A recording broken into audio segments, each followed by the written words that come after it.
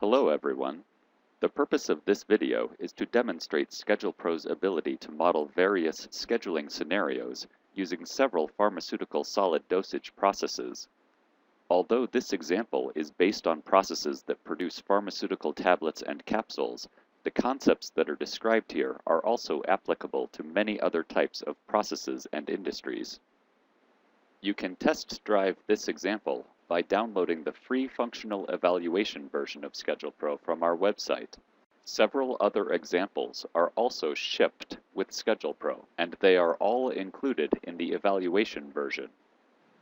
Furthermore, the README file associated with this example provides detailed information about the creation and analysis of each of the cases included in this example. That file, as well as the README files of additional examples, may be downloaded from the link shown here.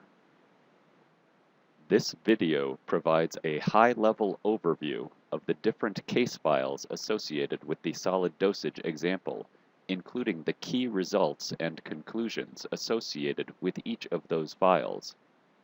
This video is not designed to provide a comprehensive tutorial on how to create models in SchedulePro.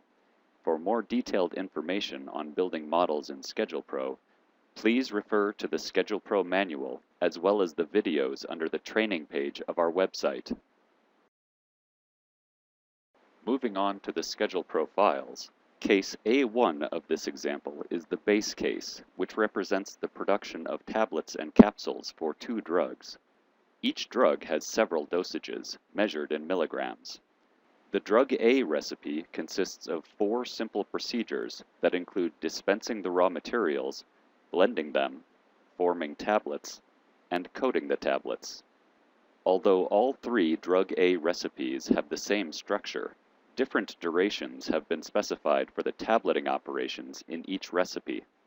A Gantt chart for one of the drug A recipes is shown here. The Gantt chart displays the start time, end time, and duration of each operation and procedure in the recipe.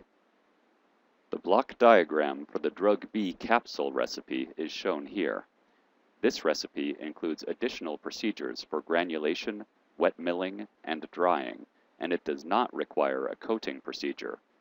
The durations of the capsule filling operations within the 2 drug B recipes are different as well. Furthermore, an extended cleaning and changeover is required at the end of each campaign. This extended changeover has been added as a fixed duration 9-hour activity that is run after all processing activities have been completed for the last batch of the campaign. The resulting 10-day production schedule is shown here. Here you can see that the tablet press is the bottlenecking equipment unit for multi-batch drug A campaigns. This is apparent because there is no downtime between consecutive batches of a given campaign within this unit. For drug B, the capsule filler is the bottlenecking equipment unit for B150 campaigns, whereas the fluid bed dryer is the bottlenecking equipment unit for B300 campaigns. It is also apparent from the EOC that the utilization of equipment units in the plant is very low. This is partly because the campaigns are quite short and there is a 9-hour post-campaign cleaning required after each one. This post-campaign cleaning is specified to begin after all campaign-related activities are complete in all equipment units that are used during a given campaign. Moving on to case A2, the 5 drug A and drug B recipes were consolidated to 2 generic recipes called coated tabs and granulation caps. The use of generic recipes allows multiple intermediates or products to be produced, as long as the basic structure of the recipe is the same for those different intermediates or products. To set this up, SKUs, or stock keeping units, were created and multiple SKUs were assigned to a given recipe. Each of the tablet and capsule SKUs was assigned a bill of materials, or BOM, that defines the chemical composition, active ingredient dosage, and total weight of a given product. The number of tablets or capsules per batch was also specified for each individual SKU. Furthermore, The tableting operation in the coated tabs recipe and the cap filling operation in the granulation caps recipe were edited so their durations would be automatically calculated based on which type of SKU was produced. The campaigns from case A1 were then recreated. This EOC is identical to the EOC for case A1, but only 2 recipes were required rather than 5. In addition, note that the durations of the operations in the capsule filler and tablet press vary depending on which type of tablet or capsule is being produced. In some situations, the processing equipment may be isolated to prevent possible cross-contamination. In these situations, cleaning may be done on each individual equipment unit after its final use in the campaign, rather than waiting until the final batch of a campaign is complete before cleaning the equipment associated with that campaign. For instance, in this EOC, there is reduced equipment idle time relative to the previous EOC, and the production schedule has been reduced from 11 days to under 10 days. When a facility does not operate on a 24/7 basis, downtime may be introduced as an expedient way to represent the evening or weekend closure of the facility. In case A4, the plant operates 5 days per week and is closed on weekends. Flexible start time shifts were also specified for certain operations to allow them to be automatically shifted in time in order to eliminate scheduling conflicts. After making these modifications, the production plan was rescheduled. The weekend is shown as a grayed out bar in the middle of the chart. No processing activities are allowed during these grayed out days. In case A5, a specific staff member is required to be available anytime a tableting operation is initiated. Furthermore, that staff member is only available on first shift between 9 a.m. and 5 p.m.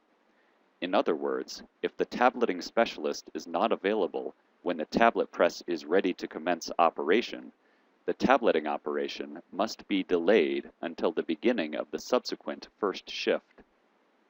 Here is the EOC for this case. Note that the staff availability requirement causes some batches to be delayed relative to their start times in case A4 and results in longer campaign durations for the A10 and A20 campaigns. As a result, the production schedule doesn't finish until the middle of the 3rd work week, instead of finishing at the end of the 2nd week. Zooming in on the EOC allows us to see the cause of the tablet press delays more clearly. Here, it is clear there is a significant gap between the end of blending and the beginning of tableting for a given drug A batch, because the blending operation is completed when the tableting specialist is not available. Therefore, the commencement of the tableting procedure must wait until the following morning. In case A6, a pool of operators has been defined, and a limit of 3 operators was specified for the facility. Labor requirements were then added to the operations in the recipe. The schedule was then automatically adjusted to accommodate the new labor constraint. This results in a production schedule that is longer than the previous case because certain operations were delayed due to unavailability of additional labor during certain high labor demand periods. In case A7, blended bulk materials are stored in intermediate bulk containers, or IBCs, prior to being formed into tablets or filled into capsules. The IBCs are modeled as multi-use equipment. Notice that in this EOC, there are 2 rows associated with the IBCs. This is because up to 2 IBCs are required at a given time in order to store the blended materials. Case B1 is similar to case A3, except that 2 identical equipment units are available for use by each procedure within a campaign. For example, if dispensing scale 1 is occupied, dispensing scale 2 may be used. Case B1 assumes that the 2 equipment lines are not isolated from one another, and therefore either of the two identical equipment units may be used for a given procedure. In other words, the batches of a given campaign can be spread out over both sets of equipment. This reduces the duration of each campaign, meaning that the overall cycle time is much shorter than in case A3. In many plants, production lines are isolated from one another and different products are made in dedicated production areas. To represent this, in case B2, the drug A coated tabs recipe may only be run on line 1. Meanwhile, the drug B granulation caps recipe may only be run on line 2. The use of multiple dedicated lines still allows multiple products to run simultaneously. Furthermore, the make span and the equipment capacity utilization for case B2 are better than for case B1 because there are fewer end-of-campaign changeovers required, since all batches of a given recipe are processed by a single set of equipment units. In this next case, the changeover time between campaigns has been modified to be dependent upon the sequence of products that utilize a given equipment unit. This was accomplished with the use of changeover matrices, or COMs, such as the one shown here. COMs allow different cleaning or changeover times to be applied to specific equipment units based on the sequence of batches that are run within each unit. In other words, the use of COMs in this case replaces the previous case's use of a standard 9-hour cleaning and changeover at the end of every campaign. For instance, a tablet size change COM creates a 4-hour changeover anytime production switches from one tablet dosage to any other dosage. In contrast, there is no changeover when moving from a batch of one dosage to another batch of the same dosage. However, there is a 4-hour changeover when moving from an idle state to production of any product. The tablet press also uses a 5-hour pre-cleaning COM after an idle state. Furthermore, there is a 1-hour cleaning that is required between batches of the same product. The use of two different COMs in this procedure provides the flexibility to automatically schedule the appropriate total time between batches, regardless of the drug or dosage. A similar setup was used for the COMs associated with the capsule filler. Cases D1, D2, and D3 utilize the intermediate entities produced by the original recipes in order to produce packaged final products consisting of 32 tablet blister packs, 100 tablet bottles, and 200 tablet bottles. Each of the new product SKUs was assigned a bill of materials, or BOM, that was consistent with its name. For instance, the BOM for the 32 blister pack of drug A10 specifies that 32 A10 tablets are included in it. Two new recipes were also created to represent the bottling and blister packing processes. The operations within these recipes were given variable durations, which are automatically calculated based on which final product is being produced by a given batch. Furthermore, the blister packing and bottling recipes were specified to run semi-continuously, which allows multiple batches of tablets or capsules to be packaged by a single extended operation in each packaging recipe. To generate a new set of campaigns, a SchedulePro order template was created. Order templates are useful for scheduling groups of campaigns, especially when some of those campaigns consume intermediates produced by other campaigns, or when identical or similar groups of campaigns are scheduled on a regular basis. A new campaign project was then created from the order template. The campaign project automatically calculates the raw material and intermediate requirements associated with the order template and creates all the necessary campaigns required to meet the final product requirements. The EOC associated with case D1 shows each of the campaigns associated with this campaign project. Together, these campaigns require roughly 1 week of production time within each of the coated tabs line's equipment units. As soon as each campaign of tablets is completed, it is packaged or bottled. Also notice that the packaging operations have very different durations.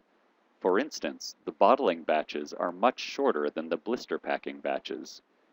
This is due to the relative number of each type of product required by the order template, as well as the differing packaging rates associated with each type of product. Case D2 incorporates storage units to track and visualize the inventories of the 3 different Drug A tablet SKUs. The storage unit associated with the A10 tablets is shown here. In this chart, the deposits associated with each of the 4 A10 batches are indicated by the 4 increases in tablet inventory. As soon as the 4th batch of tablets is complete, tablets are considered available for packaging. The progression of the blister packing and bottling campaigns then causes the decline in inventory. Since some excess tablets are produced by the 4 nominally sized batches of A10 coated tabs, the inventory at the end of the production plan does not fall all the way back to 0. In situations where it is undesirable to have leftover intermediate inventory at the end of a campaign, either non-nominal intermediate batch sizes could be used, or additional campaigns could be created in order to consume the remaining intermediates left over from an initial campaign project. In this case, a second set of campaigns was created to use up all remaining intermediates after the initial campaigns were completed. In case D3, the inventory constraint associated with the storage units was turned on and the production plan was rescheduled. This allowed SchedulePro to automatically calculate the earliest possible start times for the packaging campaigns in order to run them as soon as possible while still obeying the capacity constraint of non-negative inventory. Finally, case E1 uses simplified recipe representations to perform long-term planning for a plant which manufactures different dosages of 5 different drugs. It is assumed that the plant has 2 main production lines, one for tablets and one for capsules. In addition, 2 storage units are used to manage the inventory of Drug A API and Drug B API, which are raw materials utilized by the A and B product SKUs. Several extended plant downtimes were also created to represent semi-annual maintenance activities. The full annual production is shown here. The extended plant shutdown periods are shown as vertical gray bars in the summer and winter. By zooming into a 1-month time frame, it is clear there are campaigns of varying numbers of batches which are required to meet the production requirements for the various SKUs. In addition, the gray setup operations that take place when changing the product size and the white cleaning operations which take place between campaigns of different drugs are much easier to see. Returning to the annual production view and linking the inventory charts, the rise and fall of the Drug A and Drug B API inventories may be visualized. The replenishments associated with the Drug A and Drug B APIs may also be viewed on the Material Orders and Receipts report. Here you can see not only the anticipated date of receipt for each replenishment, but also the order dates that must be complied with in order to ensure the APIs are available in time. Another way to access inventory information is to view the inventory report. A portion of that report is shown here. This report displays the opening and closing inventory, as well as receipts and discharges, every 7 days. The charts and reports associated with this case allow long-term planning decisions to be made regarding when to purchase or produce key raw materials, when to produce various intermediates, how much inventory capacity is required for various materials, etc. This allows equipment utilization to be maximized by ensuring there is always sufficient inventory to begin campaigns of various products whenever plant capacity is available, while simultaneously avoiding excessive warehouse capacity and inventory carrying costs. This concludes this solid dosage example video. For additional details on how to create models in SchedulePro, please refer to the SchedulePro manual, the online training videos, and the SchedulePro example README files. In addition, please visit www.intelligen.com to download the free evaluation version of SchedulePro in order to test drive this example. Thank you.